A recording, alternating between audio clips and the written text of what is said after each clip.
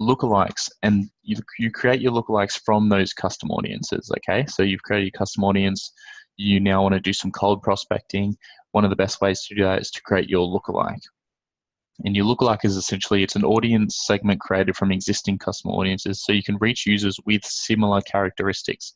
You want to reach users with characteristics that are as closely related as possible to the custom audience, because you know that custom audience is your ideal customer, right? You might have an existing email database.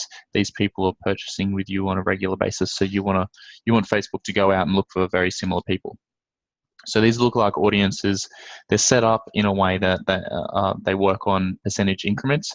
So they range from 1 to 10%, and you essentially choose your country you want to create the lookalike for, and you choose an increment of 1 to 10%.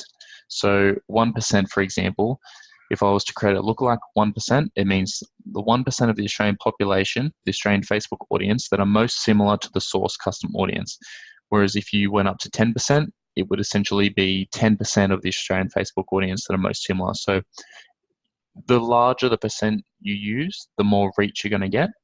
I would generally recommend creating lookalike audiences of no higher than 3%, okay?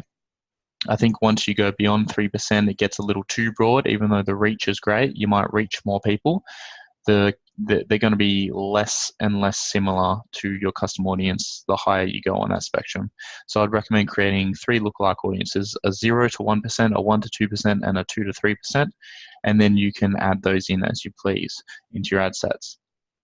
So with lookalike audiences, in order to create these from your custom audience, you need at least 100 users in the source custom audience. So if you're creating a lookalike from a video retargeting audience, or people who visited a specific page on your site, but that audience doesn't have 100 people, you're not going to be able to generate that lookalike.